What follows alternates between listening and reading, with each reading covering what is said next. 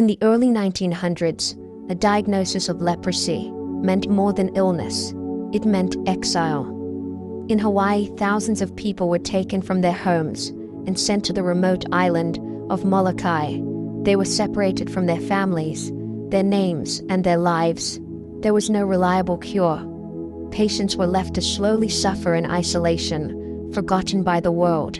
Doctors had only one possible treatment: oil from the chaulmoogra tree.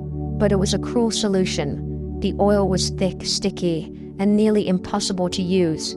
If swallowed, it caused severe nausea. If injected, it formed painful abscesses under the skin. It didn't cure the disease. It only added more suffering. For decades, scientists failed to fix it. Then, a young chemist named Alice Ball stepped in.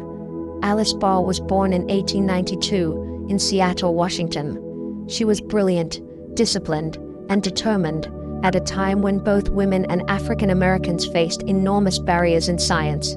Alice excelled. She became the first woman and the first African American to earn a master's degree in chemistry from the College of Hawaii. She was only 23 years old. When a doctor asked her to study chaulmoogra oil, Alice didn't see an impossible problem. She saw a chemical challenge. Inside her laboratory, she worked tirelessly. The heat was intense. The equipment was limited, but she kept experimenting. She analyzed the oil structure, breaking it down into its basic components. What she discovered changed everything. Alice found a way to isolate the active compounds inside the oil and chemically modify them. She transformed them into a form that could mix with water and be safely injected into the body. This became known as the Ball method. For the first time in history, chaulmoogra oil could actually work as a treatment. Patients began to improve. Some recovered completely. Many were able to leave the isolation colonies and return to their families. At just 23 years old, Alice Ball had accomplished what scientists had failed to do for centuries. She had created the first effective treatment for leprosy. But just as her breakthrough began to change the world, tragedy struck. At the age of 24, Alice Ball died suddenly, likely due to accidental chlorine gas exposure during her laboratory work. Her career ended before she could publish and defend her discovery herself, and that's when her work was stolen. The president of her university, Arthur Dean, took her research and published it under his own name. He called it the Dean method.